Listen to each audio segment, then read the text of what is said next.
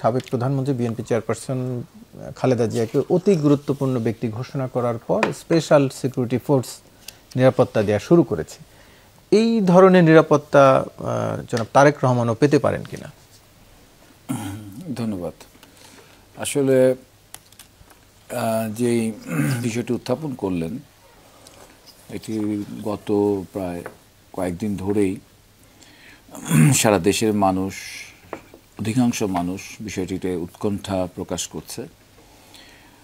এবং আপনি জানেন যে বাংলাদেশের একটা প্রবণতা আছে, যখন কোনো বড় নেতা বা নেত্রী কিংবা সেলিব্রিটি অসুস্থ হয় তখন হাসপাতালের দিকে মানুষ ধেয়ে যায়।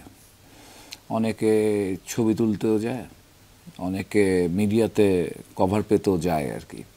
কিন্তু এটাতে যেটা হয়, অসুস্থ যে ব্যক্তি থাকে এবং হাসপাতালে যে রোগীরা থাকে তারা কিন্তু কম বেশি ক্ষতিগ্রস্ত হয় আর কি। তো সেই ক্ষেত্রে তো সেখানে একটা নিরাপত্তা খুবই প্রয়োজন। কিন্তু শুধু মানুষের ঢল থামানোর জন্য এসএসএফ প্রয়োজন কিনা? যে পরিস্থিতি তাতে থাকতে পারে, জাতীয় নিরাপত্তার একটা বিষয় এখন এটা খুবই স্পর্শকাতর একটি জায়গা এটা পরিণত হয়েছে। আর আপনি পরের যে অংশটি বললেন সেটি নয় কেন, এখনকার যে পরিস্থিতি যে দাঁড়াইছে আর কি।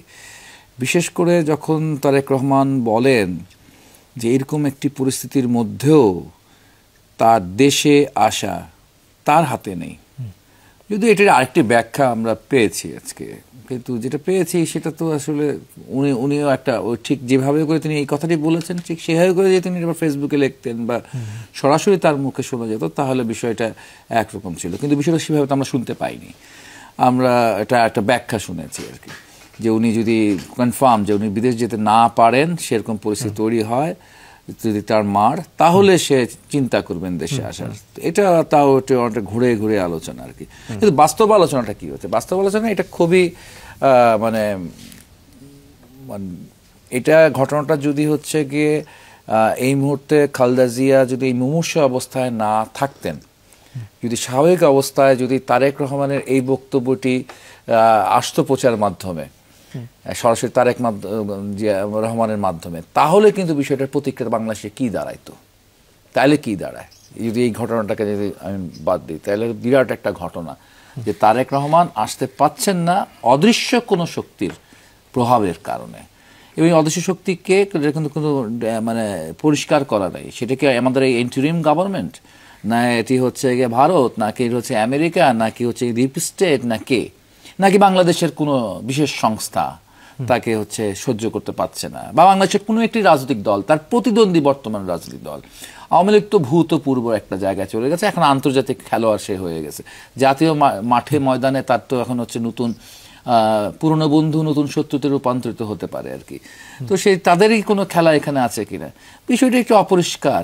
এই অপরিষ্কার জায়গাটাকে পরিষ্কার করবার জন্য আমার মনে হয় ইন্টারিম গভর্নমেন্টের উচিত, কারণ প্রথম দায় তার নিরাপত্তা দেওয়ার প্রথম দায়কে, বা আমার আপনার নিরাপত্তা দেওয়ার দায়কে রাষ্ট্র আমাদেরকে নিরাপত্তা দেবে। এবং তাকে সে যেহেতু জাতীয় গুরুত্বপূর্ণ একটি ব্যক্তিত্ব, সেই জাতীয় গুরুত্বপূর্ণ ব্যক্তিত্ব এবং সামনে বাংলাদেশের গণতন্ত্র বিকাশের জন্য একটা সুষ্ঠু নির্বাচনের জন্য তো তার বাংলাদেশে আসার পর তার নিরাপত্তা দেওয়া দরকার রয়েছে। যদি আপনি বলবেন তখন নির্বাচন হবে, সবকিছু স্বাভাবিক হয়ে আসবে, না। এই উপমহাদেশে তো আমরা একাধিকবার বিভিন্ন জায়গায় বিভিন্ন দেশে দেখেছি যে নির্বাচনী মানে কাজ করার সময় আমরা দেখেছি বেনজির ভুট্টোকে পাকিস্তানে তাকে হত্যা করেছে, রাজীব গান্ধীকে ভারতে হত্যা করা হয়েছে।